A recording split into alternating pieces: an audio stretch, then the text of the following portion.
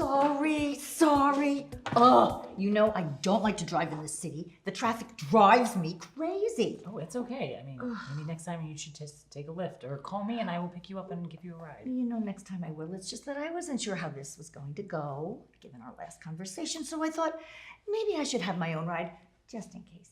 Mom, I am not mad at you. I could never be mad at you.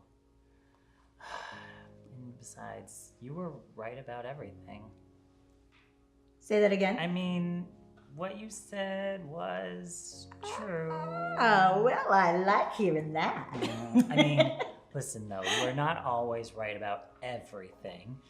You were against me moving to New York City, and that was a great decision.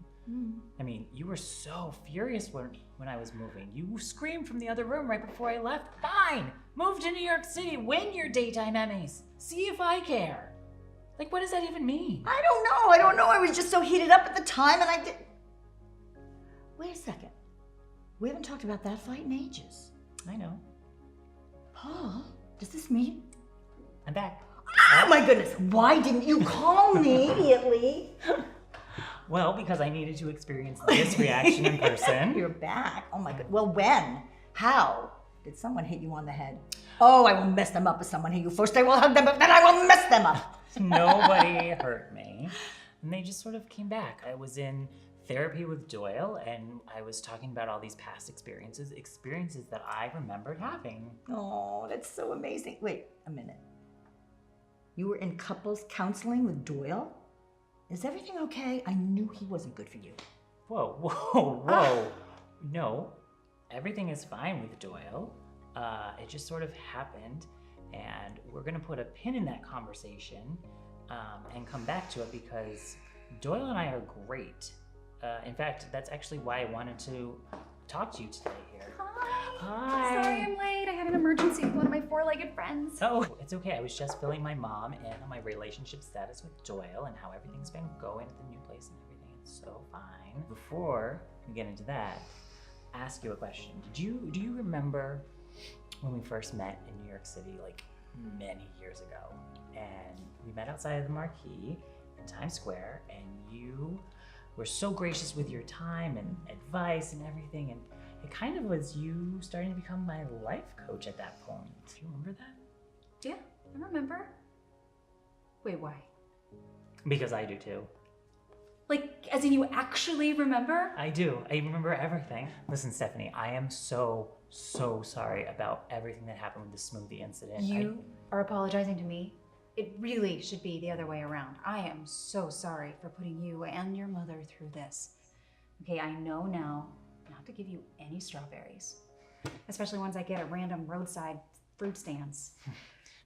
Well, now that we have that all cleared up, let's agree to move on, onwards and upwards. Right. So, about Doyle, what were you saying about being better than ever? Oh, so that's the thing. So the other day we were in therapy and I was going through my memories, and then we got home and started processing everything. Well, that was when Doyle asked me to marry him. What? Oh, Paul, that's wonderful. What did you say?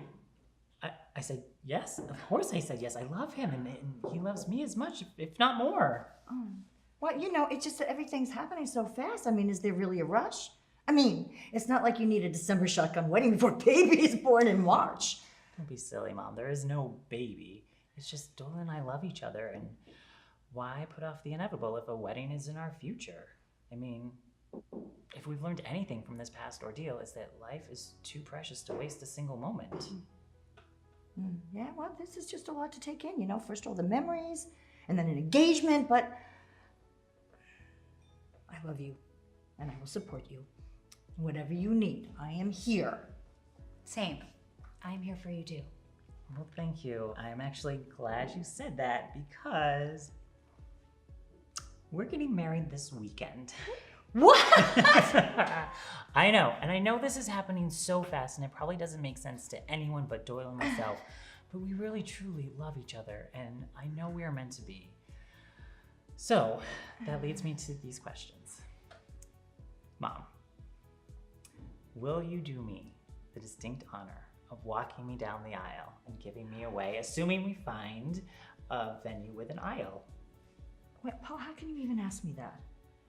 I mean, yeah, of course I will walk you down the aisle, but you will always be a part of me, and vice versa. So, to give you away, Mom, it's a figure of speech. It's okay. Yeah. Stephanie. Yes, whatever you need, I'm available. Great. You have been my best friend, my rock, my person for so long. I could not imagine standing up there marrying the man that I love with anyone else beside me except you. So, will you stand next to me as my best woman? Of course I will. Oh, I love you. Yes, 1,000 times yes. So, it seems the cat's out of the bag. Paul's filled you ladies in on all the details. I hope you'll be a part of the wedding. We will. But you better take care of this guy. Because if you don't, I think between Mo and me, we could probably take you. I think you probably can take me too.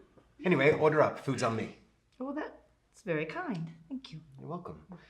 Now, if you don't mind, while you look over the menu, I'd like to steal my fiancée for a moment and talk some wedding business.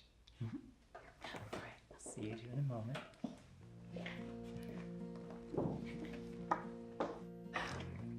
Fiancé, I love the sound of that. Well, don't get too used to it. You're only going to be my fiancée for a little bit longer, and then you'll be my husband. I love the sound of that even more. So, what did you want to talk to me about? Oh, well, I was walking around the restaurant and thinking about venues, and was wondering, what you think about getting married here? The restaurant. I mean, it's where we first met, where I first knew I loved you. I love it. I love it. It comes full circle, and I couldn't think of a better place to showcase our love than right here. Well, that's good. And then I have one more question. It's a little bit unorthodox. Go ahead. I would say we're already a bit unorthodox. So hit me. How would you feel about Tamara officiating the wedding? Tamara, my therapist? Yeah. I mean, it's a little weird, but I think that's okay. She really supports us. I stayed after our last therapy session and told her all about my love for you, how I've never felt anything like this before in my life, and she supports us. She wants to be there for us, and what better way of showcasing that than having her marry us? I love it. You're perfect. You have thought of everything. Well, that's good, because I already asked her and she said yes. Of course. Well, it's amazing. So yes, of course. Now, let me rejoin my ladies, and I will see you a little bit later tonight. Okay.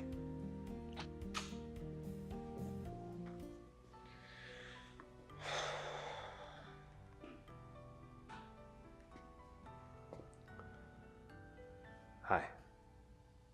Yeah, he thinks it's a wonderful idea. Great.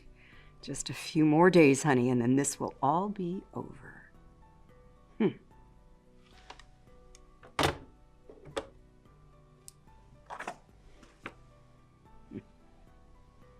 You destroyed my life, and I'll be damned if I let you get away with it.